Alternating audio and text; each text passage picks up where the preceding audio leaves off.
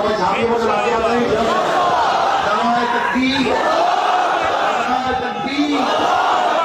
আমরা সবাই নবীর সেনা, আমরা সবাই রসুল সেনা।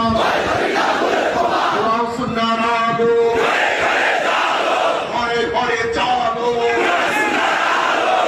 ভারতের দালালেরা হুশিয়ার সাবধান, দালালি আর করবি না, পিঠের ঝগড়া থাকবে না, দালালি আর করবি না, পিঠের চামড়া থাকবে না।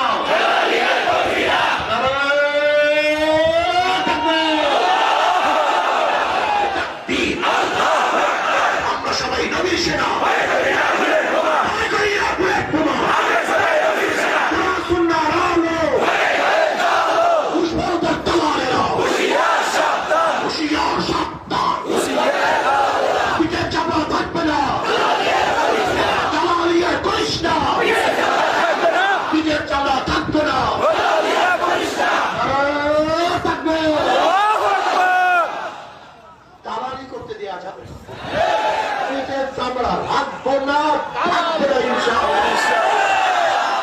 অনেক দালাল সৃষ্টি হয়েছে আমাদের বাংলাদেশের মধ্যে। বহু ভারতের দালাল, ভারত পরিকল্পিত ভাবে মিডিয়ার মধ্যে দালাল সৃষ্টি করেছে, লেখকের মধ্যে দালাল সৃষ্টি করেছে, বিভিন্ন পর্যায়ে দালাল বসায় দিয়েছে। দালাল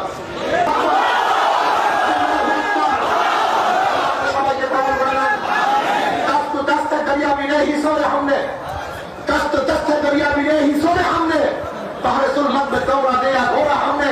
ইনশাআল্লাহ মুসলমানের গুলি বুকে লাগে, পিঠে লাগে না।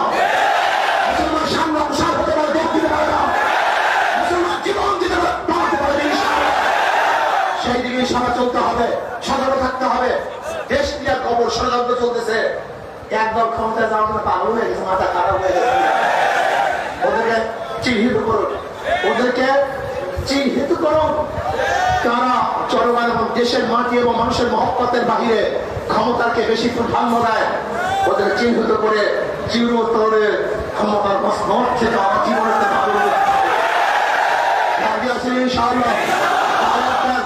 ঘরে ঘরে দাওয়াত দেন, সবার কাছে দাওয়াত দেন, সবার কাছে গিয়ে দাওয়াত দেন।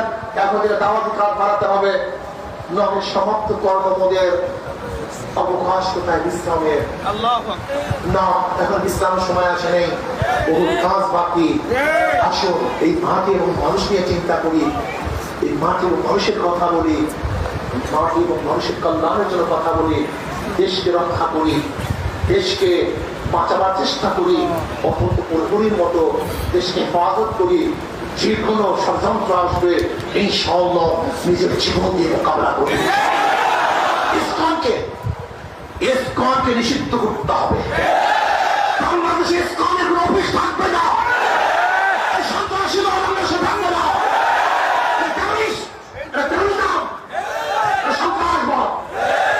আপনি দেখেন ইসকনের বিরুদ্ধে আলোচনা করেছিলাম কত বছর আগে, এক যুগ আগে আলোচনা করেছিলাম, এক যুগ আগে বক্তৃতা শুনলাম আমার ইসকনের বিরুদ্ধে এক যুগ আগে আলোচনা করেছিলাম। ইসকন বাংলাদেশের ষড়যন্ত্রকারী, এরা সন্ত্রাস, এরা টেরোরিস্ট। এক যুগ আগে বলেছিলাম।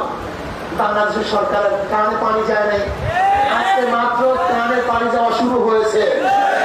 যদি এখনো কানে পানি না যায়, তোমাদের বুকের উপরে পাড়া দিলে, তোমাদের হত্যা করবে, সৃষ্টি করবে। তাহলে আল্লাহ আমাকে এবং আমাদের সবাইকে সমস্ত ষড়যন্ত্র থেকে হেফাজত করুন। আল্লাহর জমিনে আল্লাহর হুকুমত কায়েম করুন ইনশাআল্লাহ। হাত পাতাকে আল্লাহ সব মার্কা দেখা শেষ।